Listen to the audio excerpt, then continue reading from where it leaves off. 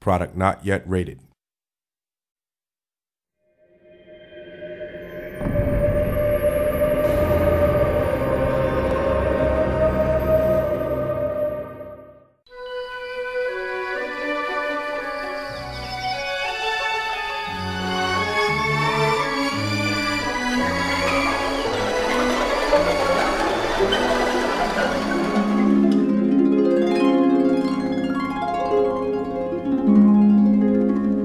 Yes, I am a geek and a Greek. I would say I'm a hidden geek. I am a complete geek. Well, I don't think so. I like to keep up with the latest trends on the high streets. I suppose I am a bit of a geek. I've had the traditional geek bringing up. I had a chemistry set at the age of 7. Tim Rance is a very big geek, yeah, but I mean, we can sort of make exceptions for some people. Attention to all sorts of very obscure technical details that bores everybody stupid.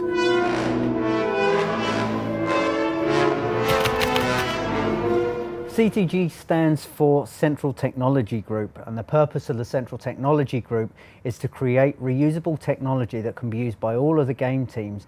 If I asked you to build a house and presented you with a big pile of rocks and trees and concrete and so on, the first thing you'd probably ask me for would be the right tools.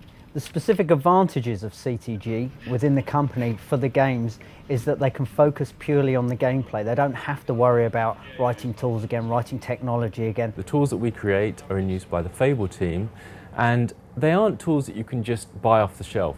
A follow-up project or game will use the same code and tools that we've produced, and they can go straight into making the game and producing cool games for everybody. Currently I'm working on a spline tool. That means splines are basically curves, so I'm trying to make a tool to help people put things on curves. Lionhead has been making these tools and games for the past 10 years, and to celebrate our anniversary, a big fancy dress party was planned. I've taken 2 days off to build my costume, which is Pyramid Head from Silent Hill. I spent so long deliberating whether I should go as the film version, which is a little bit more recognisable, or whether I should be really hardcore and go as the game version, and I kind of bottled out and went for the film version. 4 hours in, and I don't seem to be getting anywhere really, but I might need to go for a little sit down. One of the things that's a real struggle for game developers is fitting all of those assets into memory and onto the DVDs. What we've done is develop some compression routines that squashes down the data so that it will fit in the available memory, and we've done this with animations which take up huge amounts of memory uncompressed. We've done it with textures, which are the sort of beautiful pictures that go onto the meshes that we create. In an animation, which is basically the movement of a character around the world, we've managed to squeeze those down to just 1% of their original size. It just helps the pipeline, the content from the people, the creative people, through to the actual game itself. I told everyone that I was taking some days off to do some charity work. I'll be good. It's going well.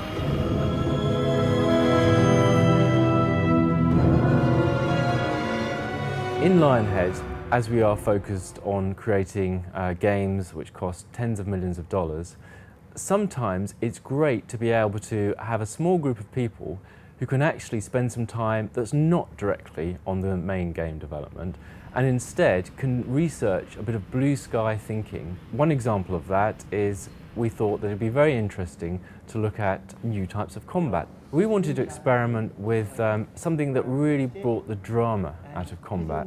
Drama is important and vital for combat because it gives it a nice, full-fledged purpose, a motivation for the player. The whole idea about it is to try and leverage everything that you can to make the combat more exciting without actually changing the combat itself. So we can use a lot of stuff from movies, such as camera work and music, and we can also use everything that we've got in games, like simulation and sound effects and the rumble on the joypad. Drama is the one thing which will make the difference between just a normal fighting or repetitive fighting mechanics and turn it into an experience, a challenge.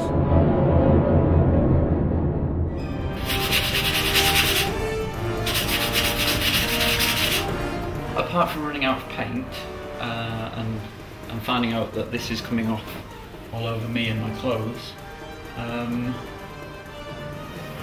well, I'm a little bit behind, but I'll just work through the night again.